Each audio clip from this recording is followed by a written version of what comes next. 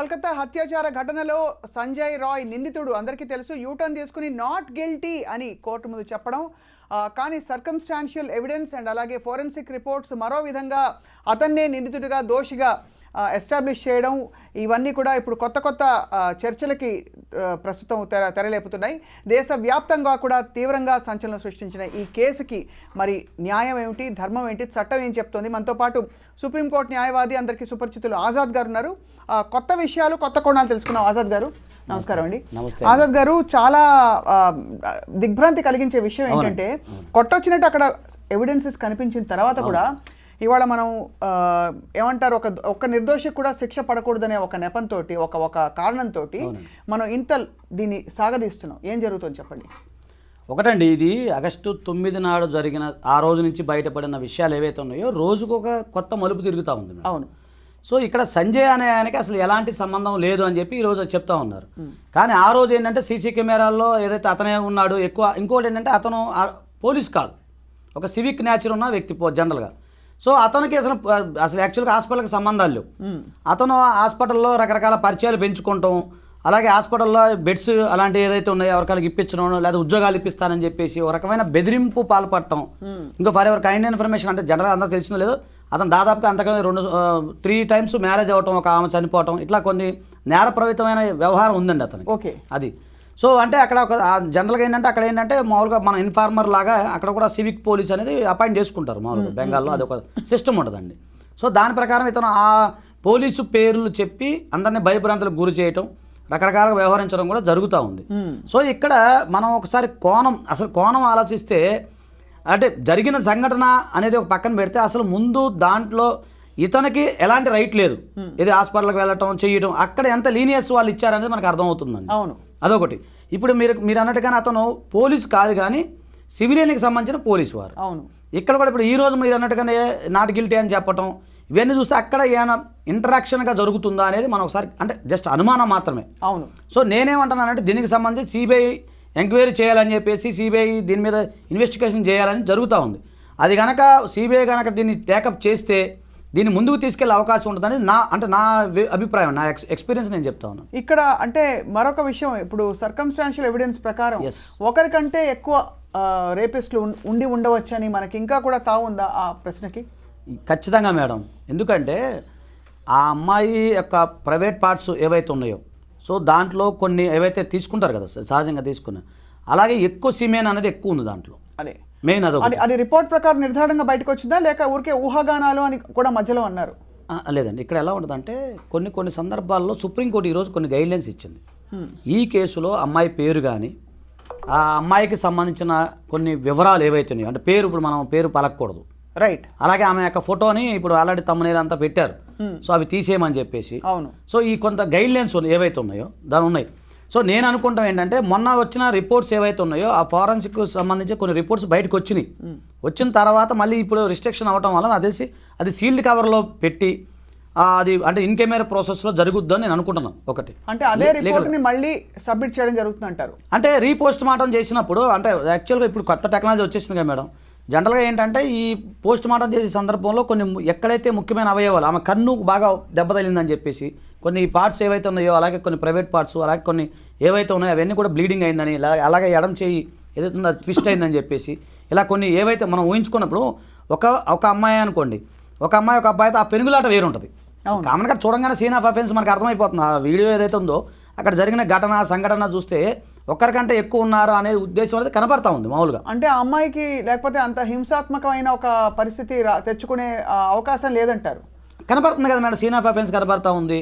చూసాము మన blood test strains కానీ అవన్నీ కూడా. అందులో బీయింగ్ ఏ డాక్టర్ కదా మేడం, ఆమెకు తెలుసు కదా ఇప్పుడు ఏదైనా సంఘటన జరిగినప్పుడు ఎలా రక్షించుకోవాలి ఏంటి అనేది.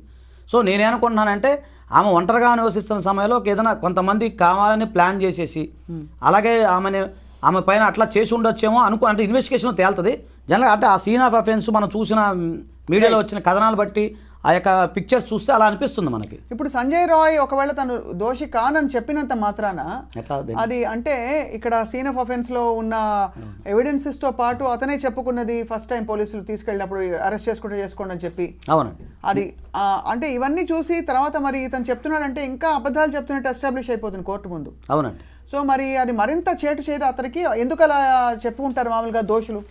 తెలియదు మేడం. ఇప్పుడు ఏమంటారంటే మామూలుగా పరిభాషలో చెప్తున్నా, మళ్ళీ కొంతమంది భయపడద్దు, బాధపడద్దు. ఎందుకంటే మామూలుగా లా పరిభాష ఏమవుద్దంటే accused is innocent until proven guilty. అది అందరికీ తెలిసిన విషయం. అంటే కామన్ మ్యాన్కి కొంచెం అదేంటి ఇలా అంటున్నాడు అనుకుంటారు, కానీ అక్యూజ్డ్ అనే వ్యక్తే అతను.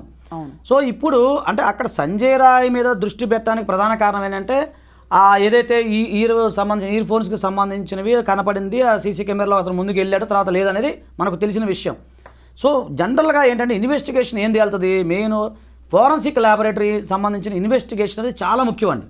అలాగే సీసీఎంబీ వాళ్ళు ఇచ్చే ఇన్వెస్టిగేషను, ఎందుకంటే ఎవరైతే అత్యాచారం చేసిన వ్యక్తి, అతని యొక్క సంబంధించిన సీమెన్ కానీ, అతని యొక్క వెంట్రుకలు కానీ, లేదు ఈ కొన్ని సందర్భాలు అత్యాచారాల సంబంధించిన బాధితురాలు కొన్ని సందర్భాల్లో పెనుగులాడుతుంది కదా, గోళ్ళలో ఎవిడెన్స్ కానీ, పెనుగులాటలో కానీ, అలాగే బట్టలకు సంబంధించి ఇవన్నీ ఉంటాయి కదా మేడం. సో అవన్నీ ఎప్పుడైతే టాలీ అవుతాయి అది మీకు లీగల్గా వస్తుంది, ఎస్టాబ్లిష్మెంట్ అవుతుంది. అవును, కామన్గా ఇప్పుడు అతను ఇయర్ బడ్స్ లేవు, సీసీ కెమెరా వెళ్ళి వచ్చాడు, వెనక్కి వచ్చాడు అనేది ఒక ఎస్టాబ్లిష్మెంట్ అయితే, అతను నేరం చేశాడా లేదా అనేది ఎప్పుడు ఎస్టాబ్లిష్మెంట్ అవుతుంది అంటే అంటే వాళ్ళు చెప్పిన జనరల్ సర్కమ్స్టాన్సెస్ ఎవిడెన్స్ ఏంటి, సీసీ కెమెరాలో అతను వెళ్ళటమే రావడం తెలిసింది. సో ఇతను చేశాడని గ్యారంటీ అనేది ఆ సీసీ కెమెరాలో నిర్ధారణ కాదు. కానీ లోపల ఏం జరుగుతుందంటే ఇప్పుడు ఫోరెన్సిక్ రిపోర్ట్స్ లో వచ్చిన గోళ్లలో వచ్చిన డిఎన్ఏ మ్యాచ్ కావడం ఇవన్నీ కూడా ఒకవైపు.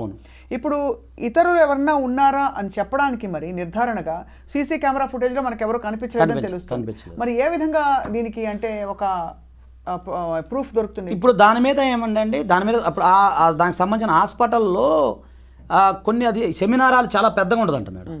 సార్ అలాగే దానికి సంబంధించిన వేరే డోర్స్ కూడా ఉంటాయంట మామూలుగా. సో అదొకటి. అలాగే తర్వాత దానికి సంబంధించిన ఏదైనా జరిగిన సెమినార్కి సంబంధించిన ఏదైనా ఉంటే కూడా ఎక్కువ అక్కడ రెస్ట్ తీసుకుంటారంట.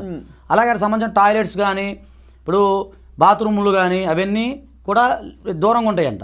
ఇప్పుడు అంటే ఈ సంఘటన జరిగినప్పుడు అంటే మీకు గుర్తుంది లేదో, మన సత్యంబాబు కేసు విషయంలో గతంలో మీకు ఐడియా ఉంది కదా మేడం, సత్యంబాబు కేసులో మనం డిస్కస్ చేసుకున్నాం. చూడండి, అంటే ఎందుకు చెప్పాల్సి వస్తుందంటే ఆ కేసు నేను ఎందుకు తెర మీదకి తీసుకొస్తున్నానంటే ఆ కేసు కూడా ఆ విధంగానే జరిగింది. ఎందుకంటే ఆ అమ్మాయి యొక్క బాత్రూమ్ దగ్గర నుంచి అంటే మనం అనకూడదు కానీ ఆ తల్లి మహాతల్లి ఆ చనిపోయిన పాపకి అలా జరిగింది, బాత్రూమ్ దగ్గర నుంచి అమ్మాయిని ఈడ్చుకొని వచ్చారు. ఒక సంఘటన మనకి అది మనం చెప్పుకుంటే బాధ అనిపిస్తుంది, అది అప్పుడు మీకు మనం కూడా చేసాం. అది వచ్చినప్పుడు జరిగింది, చివరికి సత్యంబాబు అనే వ్యక్తి మీద జరిగింది. తర్వాత అది సరే, తర్వాత సాక్ష్యాధారాలు ఏ విధంగా జరిగింది అనేది పక్కన పెడదాం. అంటే అలాంటి సంఘటన కూడా సేమ్ ఇది కూడా అలాగే ఉంది. చూసిన బ్లడ్ స్ట్రెయిన్స్ కానీ ఇప్పుడు మనకు కనబడతా ఉంది. సో దీని మీద లోతుగా ఇన్వెస్టిగేషను జరగాలి అంటే సిబిఐ టేకప్ చేసినప్పుడు అన్ని రకాల ఇన్వెస్టిగేషన్ జరుగుతుంది, దానికి సంబంధించిన ఏంటనేది జరుగుతుంది. కాకపోతే ఇక్కడ నేను ఆలోచించేది ఏంటంటే అంటే నాకు తెలిసిన ఇప్పుడు మనం కూడా కాస్త కొంత జర్నలిజం ఉంది కదా మేడం, కాస్త కొంత అవగాహన ఉంది కాబట్టి అంటే నేను తెలుసుకున్న విషయము అది ఏంటంటే కామన్గా ఏంటంటే అక్కడ ఎవరైతే ఎటువంటి పర్సన్స్ అయినా సరే ఎలాంటి గుర్తింపు కార్డు లేని వాళ్ళు కూడా వచ్చిపోవచ్చు. లాజిక్ నేను గమనించింది, నా లాజిక్ పాయింట్ ఏంటంటే అది ఒక పబ్లిక్ లాగా ఉండిపోయింది. ఎవరన్నా లోపలికి వెళ్తే నువ్వు ఎవరు అని అడిగేవాళ్ళు లేరు. అంటే కట్టుదిట్టమైన భద్రత అక్కడ లేరు, ఆ కాలేజ్ లేదు, అది ఆ హాస్పిటల్. నేను ఆ విషయంలో అంటే నేను అనుకునేది నా యొక్క సైకలాజికల్గా నేను ఆ విధంగా ఆలోచిస్తాను. అంటే ఒక ఎనానమస్ పర్సన్ ఎవరు ముక్కుముఖం లేనివాడు కూడా లోపలికి వచ్చిపోవచ్చు. సో మీరు అనేది ఏంటంటే అనేక ద్వారాలు ఉన్నందున ఆ సెమినార్ హాల్కి అనేక ఎంట్రన్స్ ఉండడం వల్ల ఈ ఒక్క సీసీ ఫుటేజ్లో ఉండకపోవడం అనేది బేసిస్ కాకూడదంటారు.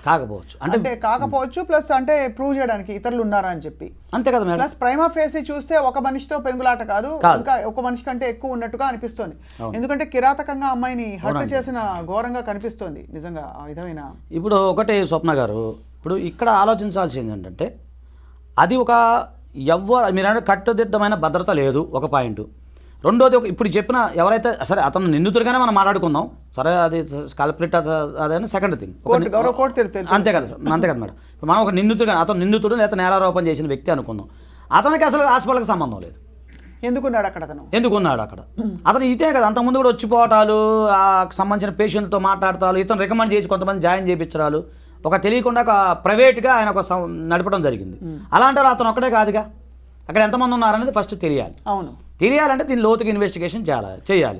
ఇప్పుడు ఏంటంటే ఆ సంబంధించిన ప్రిన్సిపాల్ ఎవరైతే ఉన్నారో ఆయన కూడా ఆ రోజు అంటే మనకు తెలిసిన సమాచారం మేరకు వాళ్ళ తల్లిదండ్రులకి మీ అమ్మాయి సూసైడ్ చేసుకుందని చెప్పి చెప్పడం, అదే. అంటే ఎంత బాధ్యత రహితంగా ఉన్నాడు అనేది మనం ఆలోచించాలి. నేను అనేది ఆ కోణం నుంచి తీసుకురావాలి ఫస్ట్. డెఫినెట్ గా. అండ్ ఇక్కడ మాజీ ప్రిన్సిపల్ ఇన్వాల్వ్మెంట్ గురించి కూడా కొంత మాట్లాడుతున్నారు. అది ఊహాగానాలు పాత్ర, ఆయన ఊహాగానం అంటే ఊహాగానం అయినా ఆయన పాత్ర ఏముందని, అవును, ఏముందని అనుకుంటున్నారండి. ఇప్పుడు అదేనండి. ఇప్పుడు జనరల్గా ఏమవుతుందంటే మేడం, మొన్నటిదాకా ఇప్పుడు జనరల్గా ప్రిన్సిపాల్ అనే వాళ్ళ కాలేజ్ మీద పట్టు ఉంటుంది. వెళ్ళిపోయిన తర్వాత కూడా వాళ్ళ యొక్క పట్టుని వాళ్ళ కొంతమంది జనరల్గా అన్ని చోట్ల జరిగేది అది. వాళ్ళకి సంబంధించిన అనుచరులు, సహచరులు, ఎవరో కొలీగ్సో ఇంకా వాళ్ళ మీద పట్టు సాధించడం కోసం అలా కొంత అతను చేసే అవకాశాలు ఉంటాయి. నేనేమంటున్నానంటే ఇప్పుడు ఫస్ట్ ప్రజెంట్ ప్రిన్సిపాల్ అయినా గతంలో చేసిన వాళ్ళు అయినా కూడా ఇదంతా బాధ్యత రాహిత్యమే. ఎందుకంటే ఒక హాస్పిటల్కి వెళ్ళాలి అంటే ఒక ఏదైనా సరే హాస్పిటల్ కాదు, ఏదైనా ఎడ్యుకేషన్ ఇన్స్టిట్యూట్ అయినా ఏదైనా సరే ఒక పర్మిషన్ అనేది ఉండాలి, కట్టుదిట్టమైన భద్రత ఉండాలి. ఇప్పుడు ఈ పాప చనిపోయిన ఒక డాక్టర్ అనే కాదు కదా మేడం, పేషెంట్లు కూడా ఉంటారుగా. నిస్సహాయ స్థితిలో ఎంతమంది ఉంటారు అక్కడ, ఎవరికైనా జరగచ్చు. ఇక్కడ ఒక చాలా కీలక విషయం ఏంటంటే ఆజాద్ గారు, ఈ అమ్మాయి ప్రీమెడిటేటెడ్గా అంటే ఈ అమ్మాయిని టార్గెట్ చేయాలి అనే ఉద్దేశంతో జరిగిన క్రైమ్గా దీన్ని అభివర్ణించాలా ప్రస్తుతం ఉన్న ఎవిడెన్స్ ప్రకారం? లేదు ఎలాగైతే సాధారణంగా మామూలుగా ఆ టైంలో వాళ్ళకు అనిపించిన ఒక కామాంధుడు ఏంటి ఒక దారుణమైన అత్యాచారానికి పాల్పడి ఆ అమ్మాయి పెనుగులాటలో మరణించడం లాంటి సంఘటనగా దీన్ని భావించాలా? ప్రీమెడిటేటెడ్ అంటే అమ్మాయిని చంపాలని ఉద్దేశం, ప్రీ ప్లానింగ్. అలాగే మీరు అన్నట్టుగా అక్కడ ఇది ఎవరికైనా జరుగుండొచ్చు, కానీ ఈ అమ్మాయి స్పెసిఫిక్ గా టార్గెట్ అయిందని అనిపిస్తుందా? ఏదైనా కారణం వల్ల, కాలేజ్కి తనకి ఉండే అనుబంధం వల్ల, ఇంకోటో అంటే నేను అనుకుంటాం ఏంటంటే టార్గెట్ కాలేదని నేను అనుకుంటున్నాను మేడం. ఎందుకంటే టార్గెట్ కాలేదు, ఎందుకంటే ఈమె అంటే ఒక వైద్య విద్యార్థిగా ఆమె చేసేది ఏముంటుంది, మేనేజ్మెంట్ అంత గొడవలు అయ్యేది ఏముంటాయి మేడం? ఏముండవు కదా, మనకు తెలిసి ఆమె వచ్చిన డ్యూటీ ఆమె చేసుకుని వెళ్ళిపోతుంది. కాకపోతే నేను అనుకుంటాం ఏంటంటే మామూలుగా ఆమె ఒక్కతే ఒంటరిగా ఉండటం. ఇంకోటి వాళ్ళ పేరెంట్స్ కూడా ఏమంటున్నారంటే నైట్ 11:30కి ఈమె ఫోన్ చేసిందండి ఆ పాప. ఫోన్ చేసి మాట్లాడింది, వాళ్ళ స్టేట్మెంట్ క్లియర్గా ఉంది. 11:30కి మా అమ్మాయి ఫోన్ చేసింది, కొంచెం నలతగా ఉందమ్మా, నేను రెస్ట్ తీసుకుంటున్నానని మాకు చెప్పడం జరిగింది.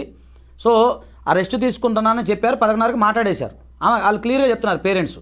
సో అంటే ఏంటి అక్కడ అర్థం ఏంటంటే మామూలుగా అంటే నేను అనుకున్నాను పేరెంట్స్తో మాట్లాడింది, ఆమె రెస్ట్ తీసుకుంటుంది.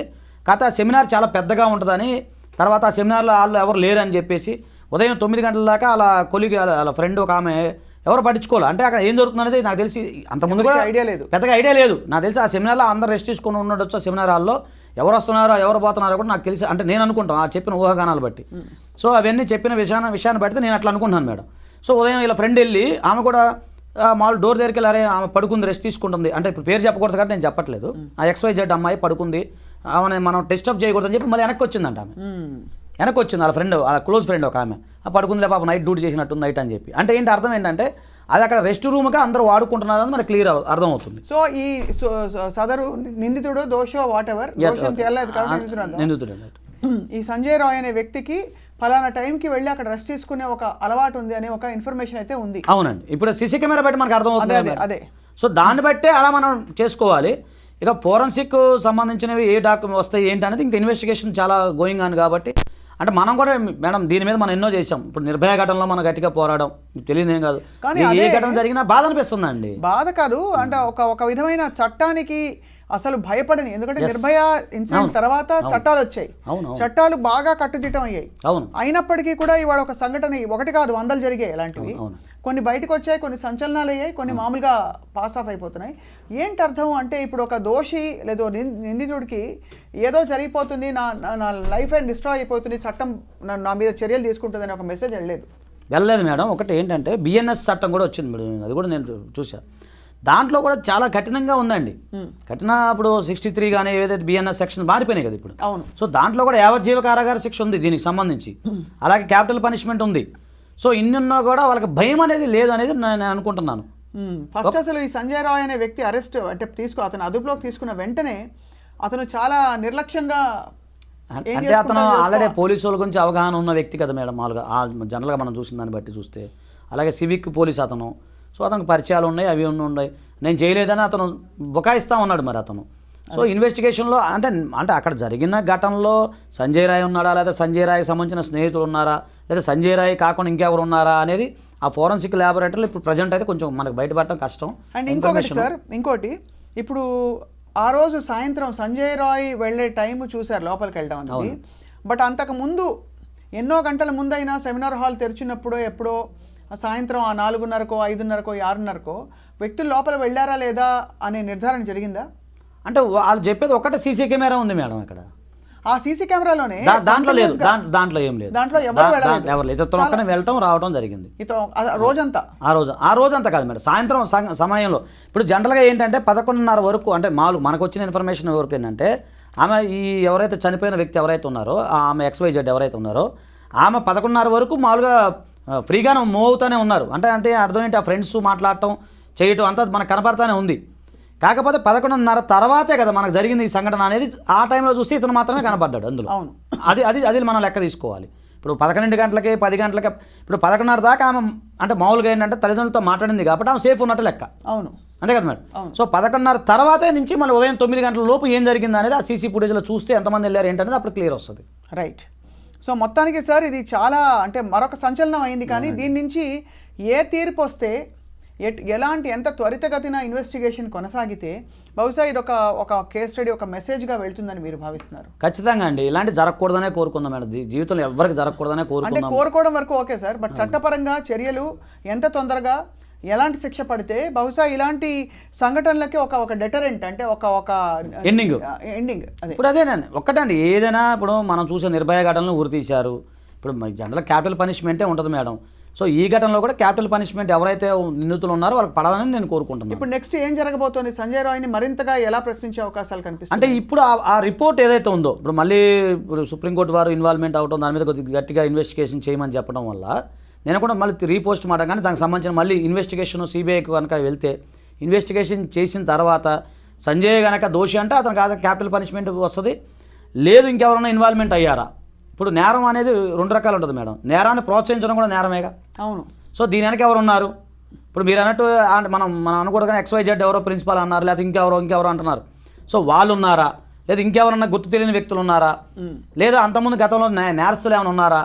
లేదు అలాగే మీరు అన్నట్టు ఒక టార్గెట్, ఈ చనిపోయిన XYZ అమ్మాయి ఎవరైతే ఉన్నారో ఆమెను టార్గెట్ చేయడానికి ఒకవేళ వేరే ఏమైనా వ్యక్తులు ఉన్నారా?